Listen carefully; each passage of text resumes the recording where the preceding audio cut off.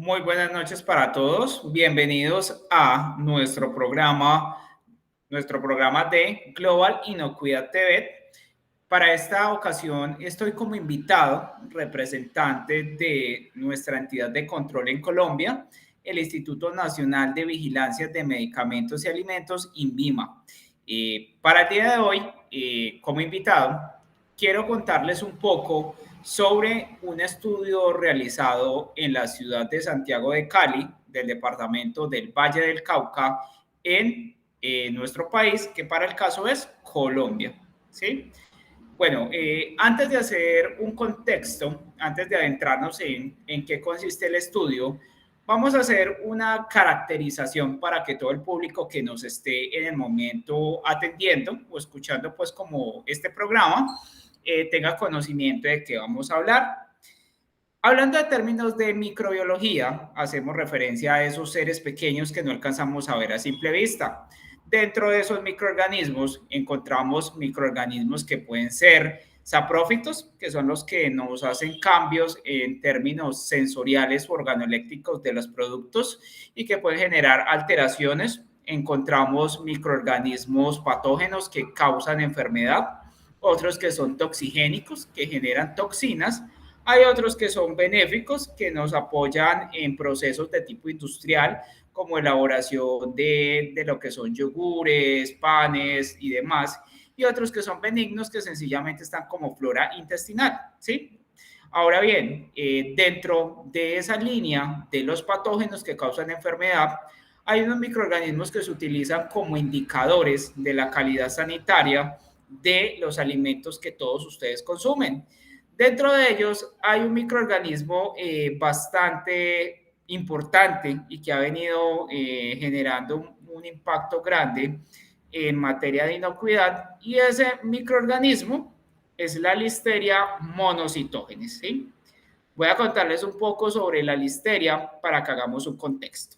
Si bien, como les había contado, vengo de el INVIMA, en el momento también soy estudiante de maestría en gerencia de programas sanitarios en inocuidad de alimentos, y para este caso quiero informarles sobre el riesgo que estamos asumiendo al momento de consumir, en este caso, quesos con probabilidad o con presencia de Listeria monocytogenes.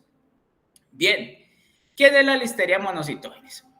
La Listeria monocytogenes, haciendo una caracterización general, es una bacteria. Partamos de que hay varios géneros de microorganismos y para el caso es una bacteria. Dentro de las bacterias, dependiendo de la morfología o de la forma, tenemos unas que son bacilos, que tienen formas alargadas o formas de bastón.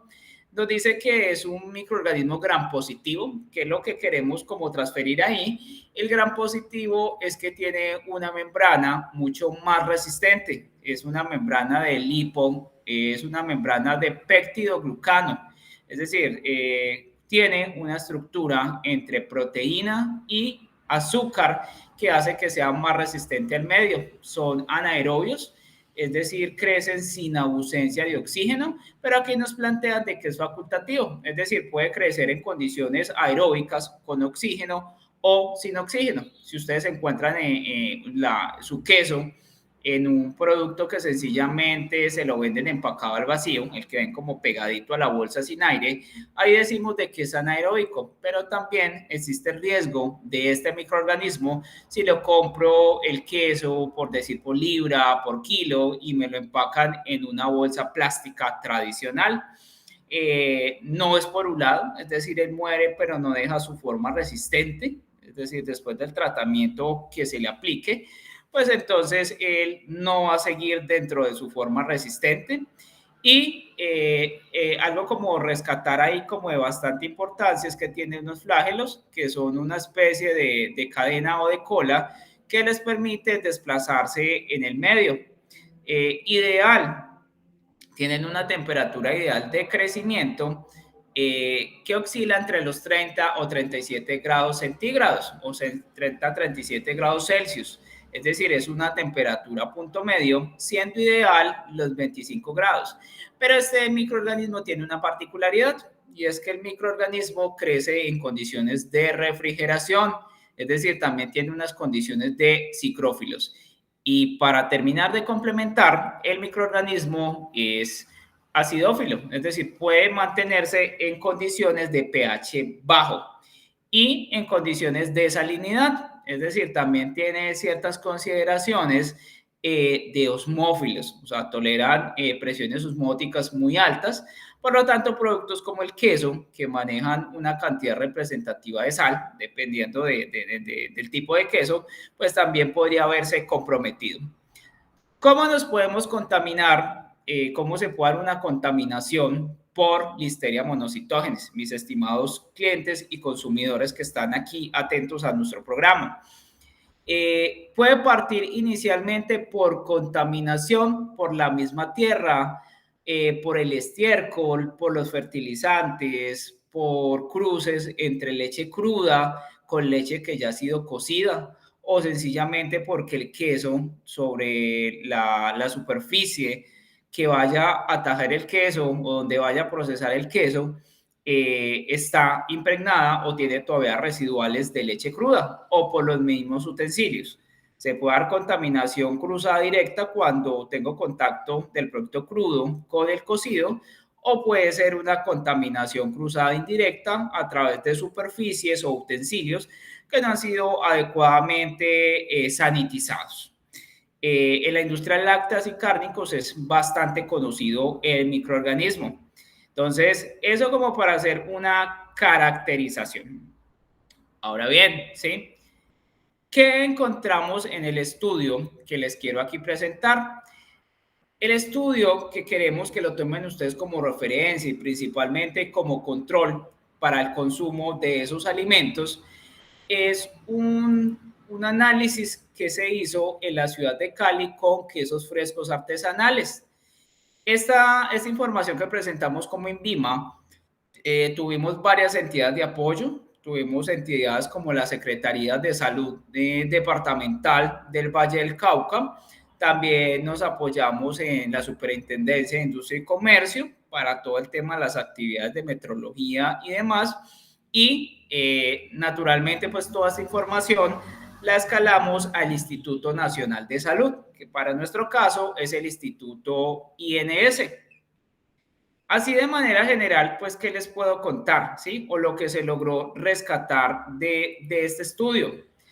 Lo primero, pues que la enfermedad como tal que está asociada con la listeria es la listeriosis, ¿sí? Es la patología y que se identifica por causar ciertos trastornos como es la meningoencefalitis, es decir, una afectación directamente a la zona cerebral, la septicemia, que es una diseminación del contaminante a través del torrente sanguíneo y llegando incluso a lo que son los capilares.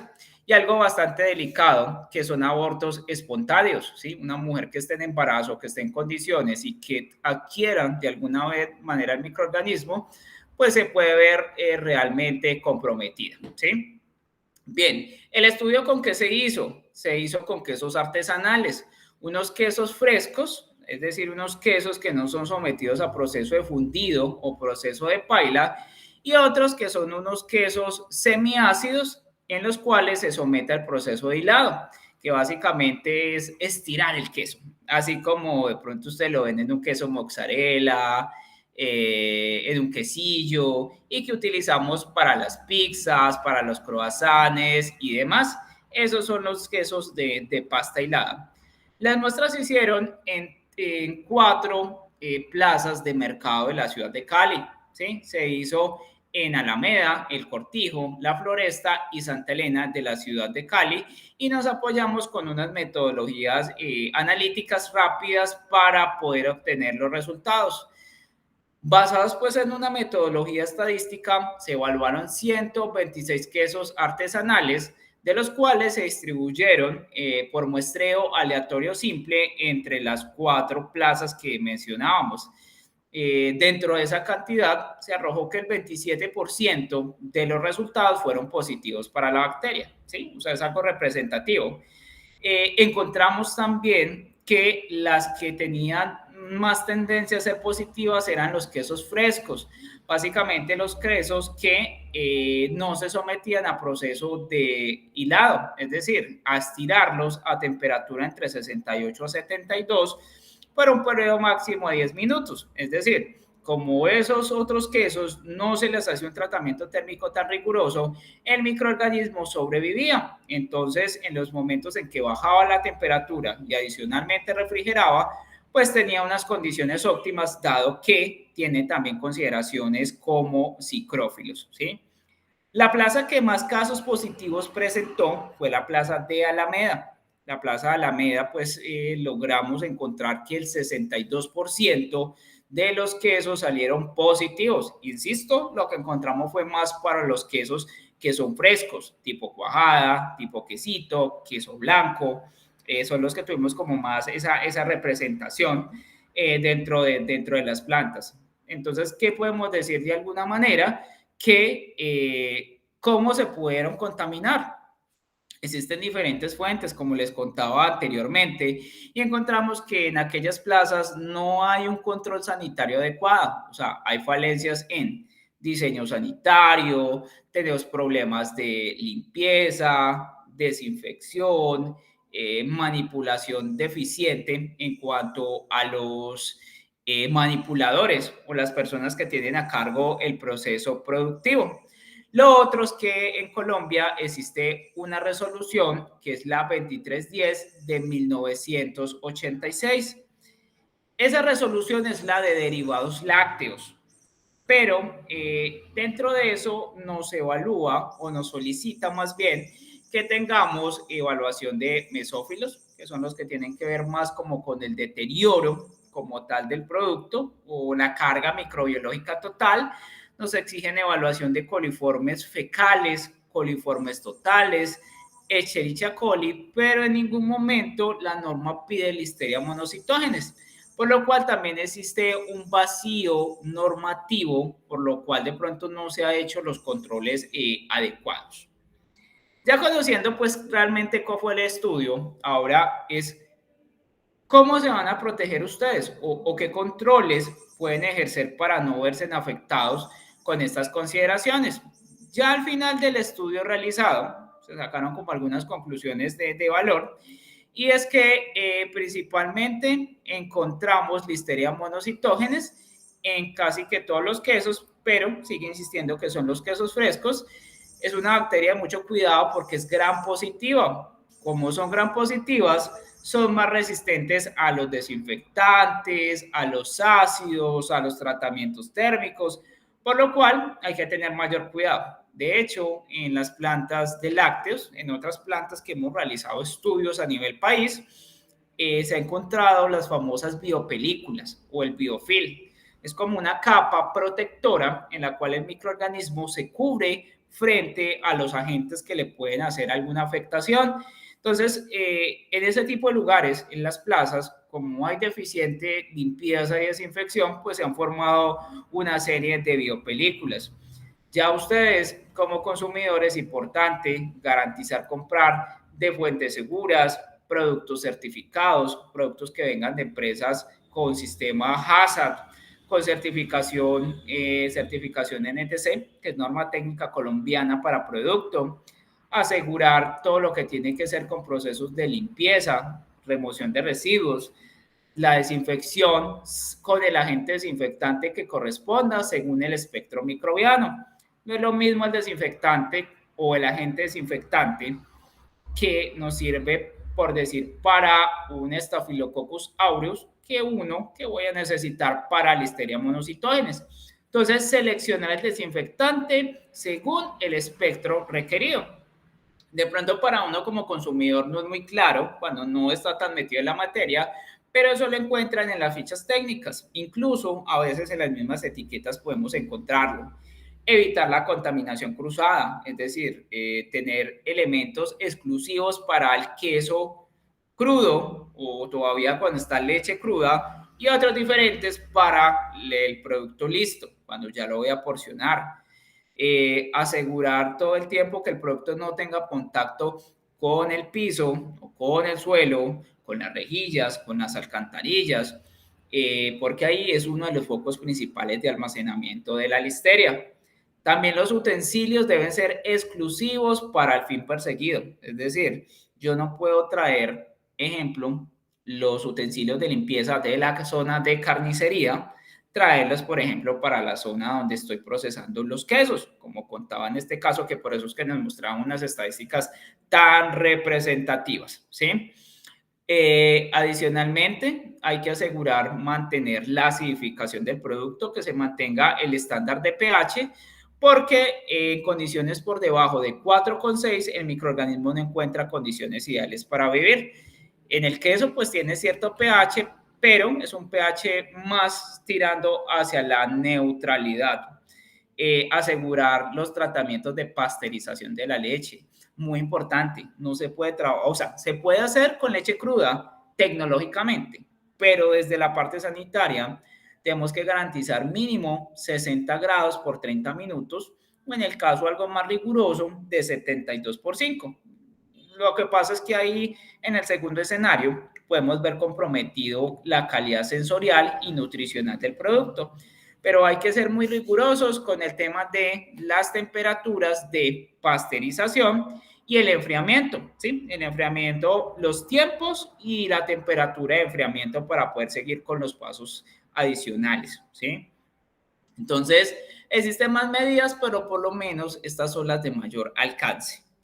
Para poder cerrar, es algo, yo diría, de alerta para todos.